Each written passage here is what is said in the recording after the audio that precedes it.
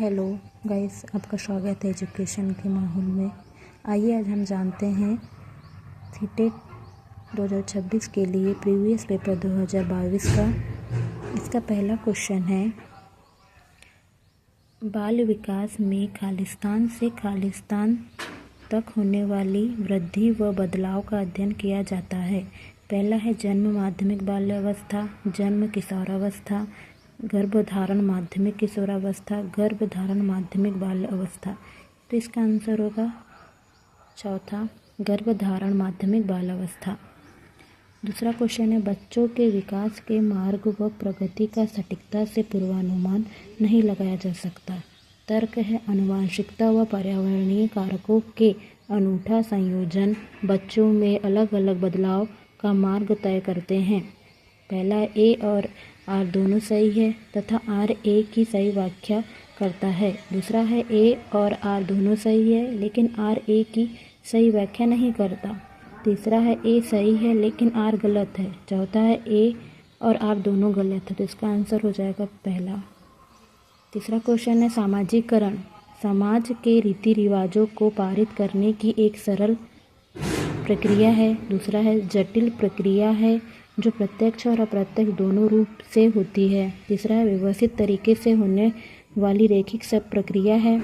चौथा है, औपचारिक प्रक्रिया है जो केवल परिवार द्वारा नियोजित होती है। तो इसका आंसर हो जाएगा दूसरा, जटिल प्रक्रिया है जो प्रत्यक्ष और अप्रत्यक्ष दोनों रूप से होती है। चौथा है, अमूर्त संक्रियात्मक चरण के विद्यार्थियों के लिए शिक्षिका को पहला है, पदानुक्रम संबंधों को दर्शाने के लिए आरेखों का प्रयोग करना चाहिए। दूसरा है, परिकल्पनात्मक सोच को विकसित करने के लिए समस्याएं प्रस्तुत करनी चाहिए। तीसरा है, अमूर्त समस्याएं नहीं प्रस्तुत करनी चाहिए। चौथा है, समस्याओं को सुलझाने और वैज्ञानिक तर्क देने के अवसर उपलब्ध कराने चाहिए। इसका आंसर हो जाएगा चौथा, ए, बी और डी। पांचवा क्वेश्चन है, जीन पियाजे के संज्ञानात्मक विकास के सिद्धांत में संयोजन और समावेशन किसकी पूरक प्रक्रिया है। पहला है, अनुकूलन। दूसरा है, सीखने का निकटस्थ क्षेत्र। तीसरा है, संरचनात्मक चित्रण। चौथा है, अग्रिम आयोजन। इसका आंसर हो जाए अग्रिम आयोजन।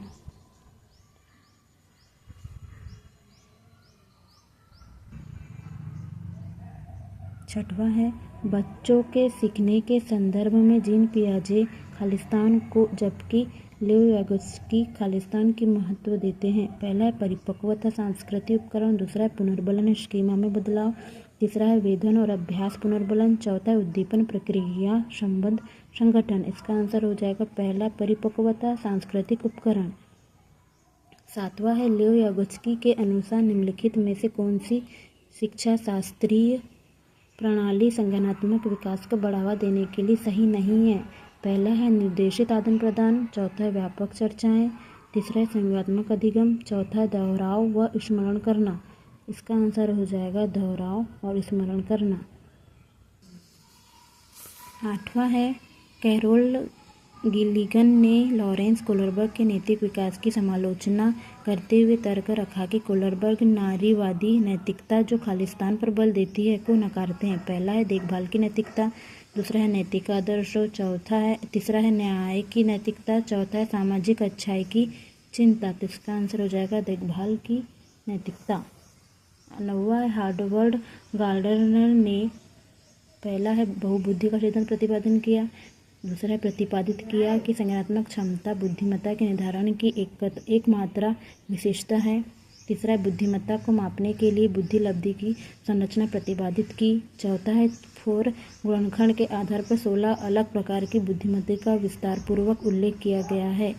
इसका आंसर हो जाएगा पहला, बहुबुद्धि का सैद्धांतिक प्रतिपादित किया। 10वां है, राष्ट्रीय शिक्षा नीति 2020 के अनुसार शिक्षा को किस पर बल देना चाहिए।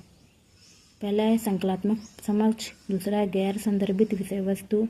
तीसरा है, रटकर सीखना। चौथा है, परीक्षाओं के लिए सीखना। इसका आंसर हो जाएगा संकल्पात्मक समझ। अगर आपको मेरी वीडियो पसंद आती है तो लाइक करें, सब्सक्राइब करिए। धन्यवाद।